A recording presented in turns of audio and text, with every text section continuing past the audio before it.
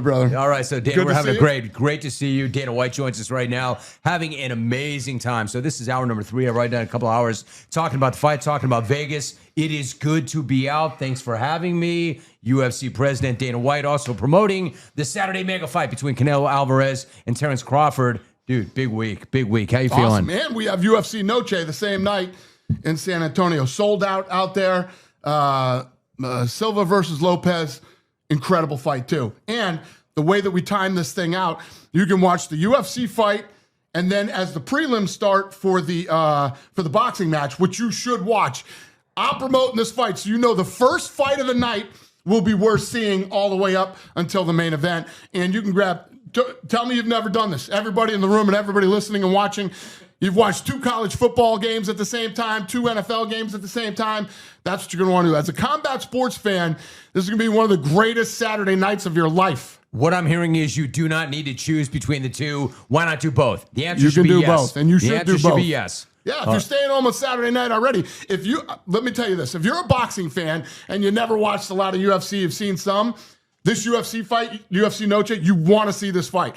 If you are a UFC fan and you don't watch a lot of boxing, I promise you want to watch this boxing event on Saturday night, okay, too. so you and I have talked UFC and MMA for so long, but you were a boxing guy coming up. I was a boxing guy coming up. Let me tell you about my first hour and how cool it was. First guy that I talked to when the show started was Fernando Vargas Jr. I said, Fernando, I know you're your own guy. I don't want to disrespect that. What you need to know is this. I interviewed your old man. I followed your old man when he fought. He came on the show when he hated Oscar de la Coquette. It was some of the greatest interviews ever. Your old man was a warrior. True. Respect. I want you to know that. And I'd never met the kid before. Yep. And the kid showed up great. So we had that great moment, that connection, right? Antonio Tarver comes on the show. He looks at me. He's like, hey, man, when was the last time you covered one of these fights? I'm like, not since Dana White came around. And so we talked about the fight game back in the day. I feel like it's a moment. I'm not saying that it can be the way it used to be, but now that you're in it, does it feel like a moment once again? Because we came up on boxing. Yeah, 100%. I'll tell you another story. So I had a kid named Jimmy LeBlanc out of South Boston, Massachusetts that I trained, brought him out here to Vegas with me when I came, and he fought Fernando Vargas to see who was going to go to the Olympics. Fernando beat him. And yeah, that was my Fernando Vargas story coming up. But I have total respect for Vargas, the father, and I'm looking forward to Callum Walsh versus Fernando. Both guys undefeated at this young point in their career, and this is what you're going to see a lot more of with me. Now, a lot of undefeated guys facing each other early on and fight their way up. And then once somebody becomes a world champion, there's no questioning whether they should be there or not. There's not 5 different sanctioning organizations who put this guy here and that guy there, and they won't fight each other because of the different belts. The alphabet organizations. All that stuff goes away. You know what? Callum gets it. Callum said it. I said, here's what Fernando said to me. He goes, you know what? I'm going into this, and I'm 0-3 already. I have to beat the guy. I have to beat Dana, and I have to beat Turkey. You know what Callum said when I asked him? He goes, that's not true. He goes, that's not true. He goes, it's a cruel sport. They'll break me off if I don't fight. Dana White will get rid of me if I don't fight. And then I said, Callum, I got to ask you something, man. Is it true? Did you really say that if Dana bonuses best knockout that night, you will not ask for cash, but you will ask for cow? Dude, did he ask you for cows? If he gets the bonus, he can buy as many cows as he wants to buy. But I love it. What I love about Callum Walsh, and I love that he said that because he's absolutely right. It's not true. The deck isn't stacked against Vargas Jr. I wanted Vargas Jr. because he's undefeated and he's got just as much opportunity as any of these other kids on the card. There's no bias. Am I wrong? You want stars. You want stars. I want guys. You know how you become a star? You be a guy that comes in and wants to fight every time. You fight your heart out like his father did. That's why his father became a star. Like Arturo Gatti is my favorite explanation of a guy who bleeds. Who kept signing HBO deals, whether he won or lost, because people wanted to see him fight. They respected him as a fighter, and they wanted to watch him every time he fought. Dana White joining us. So when you came up and you used to train, you taught guys boxing, right. But when you loved the sport coming up, who were some of the guys you respected most and admired most? Who are some of your favorite fighters? Marvin Hagler, obviously, Leonard, Tyson, So who did you want in that fight? When Leonard came out of retirement and he fought Hagler and everybody thought he was out of his freaking mind, it had been 5 years. Who did you want to win that fight? So I actually know Ray Leonard. I respect him, love him, consider him a friend. I was a Hagler guy, man. Yeah. I was a Hagler guy. I taped that fight. For all the young people listening, you have no idea what that means, but I taped it and I watched that fight 150 times. And it was my senior year of high Hagler school. won. And you still think you won? I thought Hagler won. See, I was a Leonard guy, so I thought Leonard won. 100%. And I But loved Hagler. That's I loved how good of a Hagler. fight it was, though. Sugar Ray Leonard came into that fight with everybody who loved Hagler thinking that Hagler was going to murder him. And probably Leonard fans. Dude, by the way, thought that nobody, dude, that's how scary Hagler was. So we true. thought that he was going to murder him. And then, can you imagine the balls on Ray Leonard that he thought after 5 years and a detached retina that not only would he not die, but that he would win the fight? Could you imagine the confidence and conviction?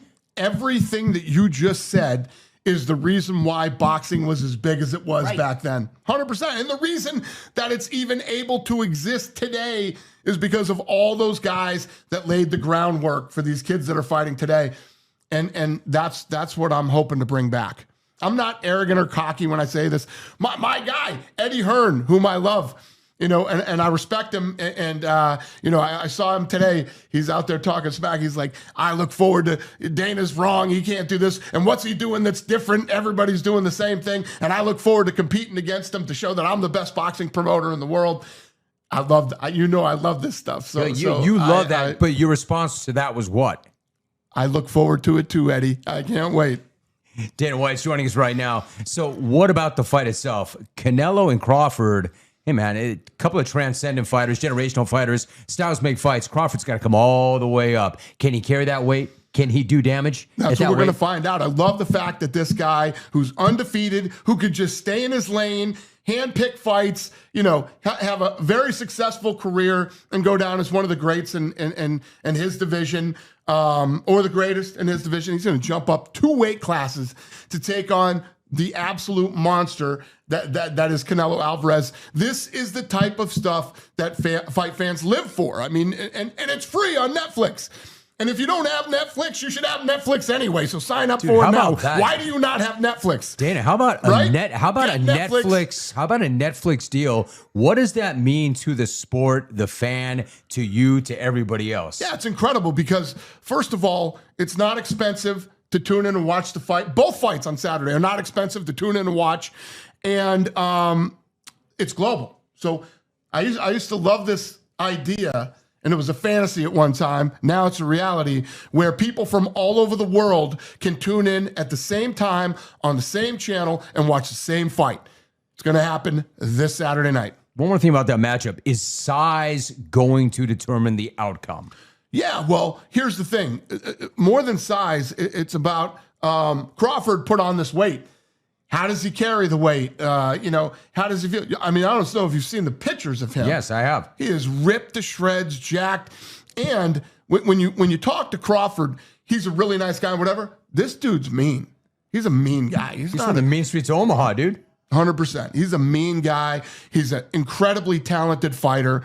And he is coming in to make a statement. You don't move up 2 weight classes to just go in there and try to outpoint somebody. He's going to try to finish Canelo on Saturday night, and Canelo will try to do the same. And if you are even a fringe fight fan, you want to watch this. It costs you nothing. It's free on Netflix. It's Saturday. It's on Netflix. And Dana White's joining us right now. Dana, what about the negotiation? This is different. This is new, at least boxing from a boxing standpoint. Was it a hard negotiation? Well, the beautiful thing for me is I stepped into this fight. It was already negotiated. Shake Turkey negotiated this fight between these guys and then asked me to come in and be the promoter of the fight. So for me, and all you boxing guys out there don't want to talk crap and talk all your smack, 3 of the biggest fights in boxing history, Pacquiao Mayweather, McGregor Mayweather, and now Crawford Canelo. I've been a part of 2 of the biggest 3 fights ever in the history of boxing. You and I have Suck on that one, boys. Dana White joining us. Dana, you're feeling pretty good about you right now, aren't you? No, listen, I'm having a blast. I've always wanted to be involved in boxing, boxing. For years For we've talked about you getting involved in boxing. So my first, other than Mayweather McGregor, my first fight is Canelo Crawford. Are you kidding me? First of all, the Mayweather McGregor world tour that we went on is the funnest thing that I've ever been a part of. Tell me about that. Because it was hilarious. Every stop we went to, and at that point when we were negotiating all this stuff with Heyman and Mayweather's side, I said, I want one of the stops to be Toronto, Canada. And they were like, what? Toronto, Canada? That's ridiculous. And we went, because the UFC has been big in Canada ever since Georges St. Pierre. I said, trust me when I tell you, when we go to Toronto, you're going to find out what I'm talking about. And Toronto was one of the best stops. But it was just everything. Every place we went was different. Mayweather has his style and his, and obviously McGregor is a unicorn. They were wild. They were wild. It was incredible. All right, so when Conor says that he wants to be on the card at the White House, and we know you and I have talked about Conor for years. You love Conor. He's won one fight in 7 years. He wants to be on that card. Do you want him on that card? Yeah. We'll see how this thing plays out. I'll start making this card in February. So if it all plays out that way, Conor could be on the card. You would still take him. Yeah. Dude, your love of Conor. Well, it's not my love of Conor. No, it's Dan, my you're respect. okay, but your loyalty is strong. My respect. You're of Conor. known as a very loyal person, but you still respect him that much. Yeah, he's had a lot of trouble, man. Now when he was on, he made a lot of money. He's great. I get it. This isn't tennis. This is the fight business. It's not golf. It's not tennis. But can he still do what you need him to do or want him to do? We're going to find out. I mean, you got it. Here's the thing about Conor. I know more than everybody else knows. A lot of people talk smack publicly. I've been behind the scenes when, this guy's opponent fell out for this big fight. It messes fighters' heads up. And then, then their team gets involved and they start trying to strategically. I've seen the most horrible stuff happen behind the scenes. Jon Jones, Holly Holm, and I could go on and on forever. What do you mean horrible? How? Where they have a team that surrounds them that makes incredibly horrible decisions for the them. fighter? 100%. Conor McGregor, Lorenzo and I were sitting. He wakes up, comes downstairs into the kitchen and finds out what happens. He says, I'm going to the gym. Call me later and let me know who I'm fighting. Almost nobody does that. I've seen the real stuff that goes on behind the scenes with Conor, and everybody can put whatever on it. He loves Conor. Conor makes some money. All this other stupid crap I hear. When I see stuff on the internet, it just reminds me of how nobody knows anything about this business and how it really works. But Conor McGregor has been that guy throughout his entire career. But Jones is not that guy. Now, Jones might be the best ever. But I believe he is. Okay, fine. But is he the guy that you're talking about when you describe McGregor? No, he's not the guy that when, the crap hits the fan, he's not the guy that's like, oh, whatever, I'll fight whoever. And, he's one of the guys I put on the list who's had, some not so bright people around him that have made decisions for him. And he listened to them at that point in time in his career. Fight fell out. The only fight we've ever canceled in the history of the company. Fight fell out. And he was going to, and we had Chael Sonnen to step in. His team didn't like the idea of him changing opponents, and that Chael Sonnen was a bad move for him, which is absolutely ridiculous. And these are the same guys that had Holly Holm, and in my opinion, ruined her life. So how did they ruin her life? She had the opportunity to rematch immediately Ronda Rousey, and for unbelievable money, right? They turned it down and they said, we don't want that fight. We'll fight Misha Tate for the same money we have now. So big drama goes on between us all. I said, so you want to fight the second baddest woman in the world for the same money instead of fighting? Yes, that's what we want. And I told them in that meeting, you can ask my matchmakers, Lorenzo Fertitta. I said, she's going to lose by choke. He's going to choke her out. And that's exactly what happened. For the same money, instead of fighting Ronda for life-changing money that would have changed her life. So before I let you go, I'm trying to figure out, do I follow up and ask about Ronda, or do I ask you about Jones? Hey, listen, Jones says he's not retired. Jones says, you said, no, I might take that back. I think you said there's a 1 in a billion shot that he'll fight at the White House. Jones says he's not retired. He says he's in the drug testing pool. He says he wants to be on the card. Would you let him fight on that card if he's clean and he's motivated? Well, every word of that is true. And I'm never worried about Jones not being clean for performance-enhancing drugs. And people go crazy over that. Shut up. I'm not worried about that. My thing about Jon Jones is, in the crunch time, bad things always happen leading up to fights and all this stuff. Can I count on Jon Jones? That's my thing. And everything you said is true. Are you holding your breath until he steps into the cage every single time? Every time. You book him? Every time. And I also back that up with, I do believe he's the greatest of all time.